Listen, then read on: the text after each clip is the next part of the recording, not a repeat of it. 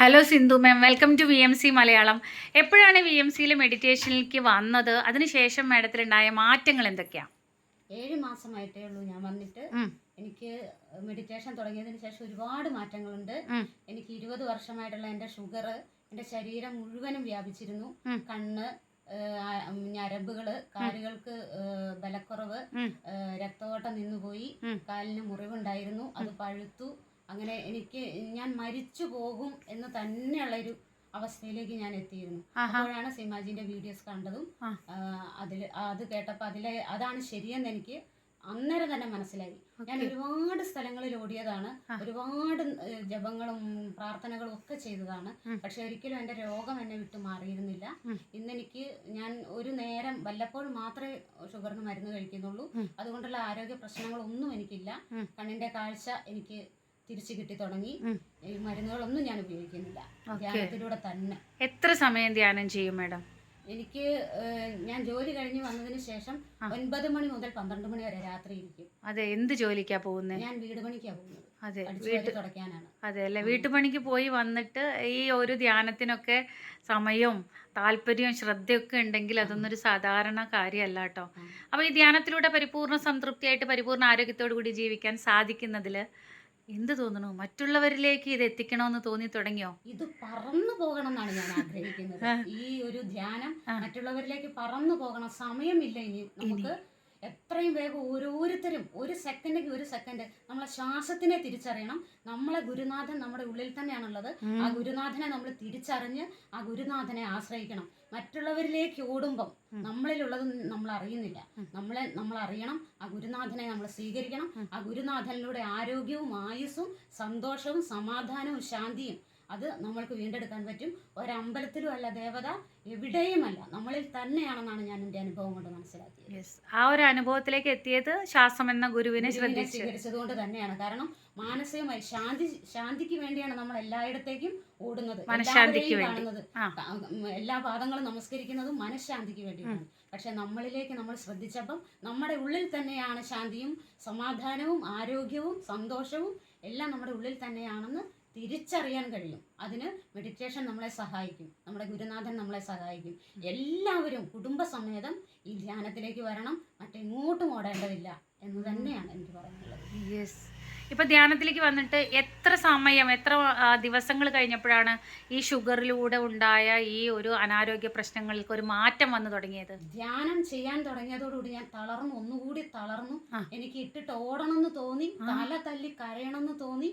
പനിയും ജലദോഷവും തളർച്ചയും കൊണ്ട് ഞാൻ വീണ്ടും അവശയായി. മെഡിറ്റേഷൻ ചെയ്യുമ്പോൾ സംഭവിക്കുന്ന ക്ലെൻസിങ്. അപ്പോൾ ഇത് പലർക്കും അറിയാതെ ഈ ഒരു ധ്യാനം ചെയ്തു തുടങ്ങുമ്പോൾ ക്ലെൻസിങ് പ്രോസസ്സ് ഈ ലെവലിലാണ് നടക്കുക. അപ്പോൾ പലരും ധ്യാനം ഇട്ടിട്ട് പോകും. പക്ഷെ മാഡം എന്തുകൊണ്ട് ഇട്ടിട്ട് പോയില്ല? എനിക്കറിയാം ഇത് എന്തായാലും തളർത്തും. ഹീനമായ ഒരു സ്വാധീനമായിരിക്കാം എന്നെ പിടികൂടിയിട്ടുണ്ടാവുക. എന്തായാലും ഇതെന്നെ തളർത്തും, ഇതെന്നെ മുന്നോട്ട് കൊണ്ടുപോകാൻ സമ്മതിക്കൂല. അങ്ങനെയാണെങ്കിൽ ഇതിനെതിരെ തന്നെ നീങ്ങണം. ഇതിട്ടിട്ട് ഓടിയിട്ടുണ്ടെങ്കിൽ ഇനി ഓടാൻ സ്ഥലമില്ല എന്ന് എനിക്ക് മനസ്സിലായി. ഇത് തന്നെയാണ് ഏറ്റവും നല്ല മാർഗം. കാരണം ഒരു വണ്ടിക്കൂലി മുടക്കാതെ, ഒരാളുടെ അടുത്തേക്ക് പോകാതെ, ഒരാശ്രമത്തിലും ചെല്ലാതെ, നമ്മളുടെ വീട്ടിൽ നമുക്ക് ജോലി ചെയ്തുകൊണ്ട് നമ്മളുടെ ശ്വാസത്തിനെ ശ്രദ്ധിച്ചുകൊണ്ട് നമുക്ക് നിരന്തരം അതിലേക്ക് തന്നെ ശ്രദ്ധിച്ചുകൊണ്ട് ജീവിക്കാൻ നമുക്ക് സാധിക്കും. നമ്മൾ എന്തിനാണ് അങ്ങോട്ടും ഇങ്ങോട്ടും ഓടിക്കളിക്കുന്നത്? നമ്മളിൽ തന്നെയാണ് നമ്മളുടെ ഗുരുനാഥൻ ഉള്ളതെങ്കിൽ ആ ഗുരുനാഥനെ നമ്മൾ ശ്രദ്ധിച്ചാൽ മതിയല്ലോ. അതുകൊണ്ട് ആ ഒരു തിരിച്ചറിവ് എനിക്ക് ഉണ്ടായിരുന്നു.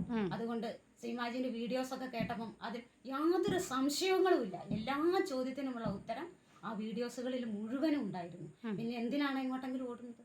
അവനവൻ്റെ വീട്ടിലിരുന്ന് ചെയ്താൽ മതി. ഒരു സെക്കൻഡ് ഞാൻ ജോലി ചെയ്യുമ്പോൾ അടിച്ചു വാരുമ്പോഴും ബക്കറ്റിൽ വെള്ളം എടുക്കുമ്പോഴും ആ വെള്ളം നിറയുന്ന സമയം 2 പ്രാവശ്യമെങ്കിൽ 2 പ്രാവശ്യം ഞാൻ എൻ്റെ ശ്വാസത്തെ ശ്രദ്ധിക്കും. ഓരോ സമയം എനിക്ക് നഷ്ടപ്പെടുത്താനില്ലായിരുന്നു. എൻ്റെ മനസ്സ് പറയുന്നുണ്ട് എത്രയും വേഗം നിങ്ങളിത് ചെയ്ത് നിങ്ങളെ തിരിച്ചറിയണം. അതുകൊണ്ട് എനിക്കിന്ന് ഒത്തിരി സന്തോഷമുണ്ട്. എനിക്ക് സാമ്പത്തികമായ ബുദ്ധിമുട്ടുകളില്ല. എനിക്ക് എന്നോട് മിണ്ടാതിരുന്നവരൊക്കെ മിണ്ടുന്നുണ്ട്. എല്ലാവരും എന്നെ സ്നേഹത്തോടെ നോക്കുന്നുണ്ട്. അത് എനിക്ക് VMCയോട് വന്നതിനാണ് എനിക്ക് ഏറ്റവും വലിയ നന്ദി സീമാജിയോട് പറയാനുണ്ട്.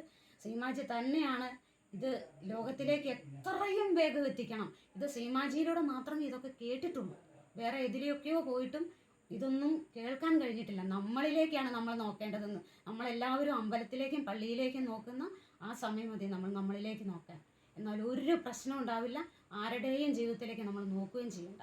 നമ്മൾ നമ്മളിലേക്ക് മാത്രം, നമ്മുടെ ശ്വാസത്തിനെ മാത്രം നോക്കിയാൽ മതി. അത് അനുഭവമാണ്. എത്രയും വേഗം എല്ലാവരും അത് ചെയ്യണം എന്ന് തന്നെയാണ് എനിക്ക് പറയാനുള്ളത്. അത്രയും അനുഭവമുണ്ട്, അത്രയും സന്തോഷം ഞാനിന്ന് അനുഭവിക്കുന്നുണ്ട്. ഞാൻ തനിച്ചല്ല, എൻ്റെ കൂടെ ആരൊക്കെയോ ഉണ്ട്, എന്നെ ആരൊക്കെയോ സഹായിക്കും. ഇനി ഞാൻ തളരില്ല എന്നുള്ള ഉറച്ചൊരു വിശ്വാസം എനിക്ക് കിട്ടി.